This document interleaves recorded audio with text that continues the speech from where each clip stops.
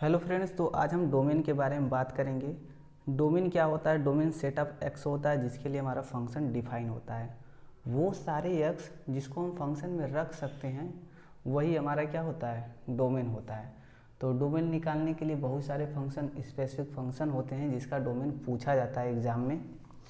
तो चलिए हम एक बेसिक फंक्शन लेते हैं जिसका नाम है लॉगरिथमिक फंक्शन, और इस लॉगरिथमिक फंक्शन का हम डोमेन कैलकुलेट करेंगे। तो चलिए एक क्वेश्चन के माध्यम से हम लॉगरिथमिक फंक्शन का डोमेन कैलकुलेट करते हैं। तो एक क्वेश्चन लेते हैं यहाँ पे। जैसे यहाँ पे एक क्वेश्चन लेते हैं, हमारा जो एफ फंक्शन है एक F X is equal to log bracket में X square plus 5x plus 6। ये हमारा एक बेसिक फंक्शन है और इस फंक्शन का डोमेन हमको फाइंड आउट करना है। तो लॉगरिथमिक फंक्शन तभी डिफाइन होता है जब इसके अंदर का कंटेंट क्या हो? ग्रेटर देन जीरो हो। तो जब ये जीरो से ग्रेटर देन होगा तभी हमारा ये लॉगरिथमिक फंक्शन क्या होगा? डिफाइन होगा। तो यहाँ पे हमारा x square plus 5x plus 6 हमारा क्या होना चाहिए? ग्रेटर देन जीरो होना चाहिए। तो x square plus 5x plus 6 greater than क्या होना चाहिए? जीरो होना चाहिए। अब इसको हम लोग कर लेंगे फैक्टराइजेशन। फैक्टराइजेशन करेंगे तो एक फैक्टराइजेशन आ जाएगा एक्स प्लस 3 और दूसरा फैक्टराइजेशन आ जाएगा x plus 2 greater than zero. अब ये हमारा क्या है? एक बेसिक इनइक्वलिटी है और इनइक्वलिटी को कैसे सॉल्व किया जाता है?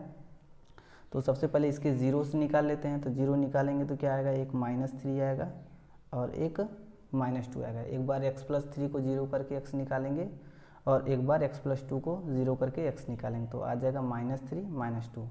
अब इसको नंबर लाइन पे रिप्रेजेंट कर देते हैं इंक्रीजिंग ऑर्डर में। तो पहले आ जाएगा हमारा -3 और फिर आ जाएगा -2। तो ये जो हमारा नंबर लाइन है वो 3 पार्ट में हमारा क्या हो गया? डिवाइड हो गया। तो पहला पार्ट है ग्रेटर देन -2, दूसरा पार्ट है -3 से -2 और तीसरा पार्ट है लेस देन -3।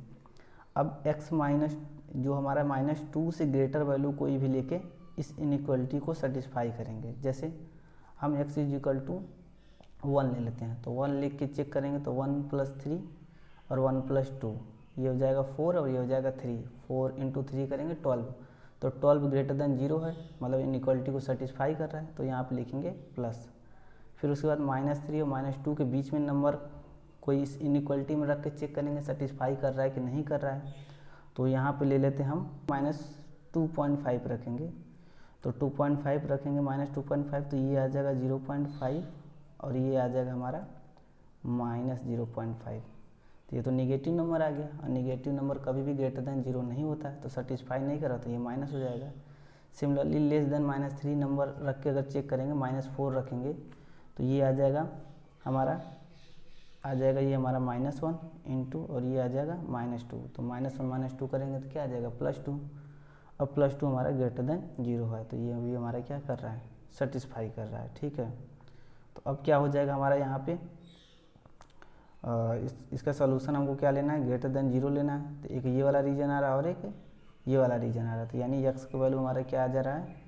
-∞ से -3 और यूनियन -2 से ∞।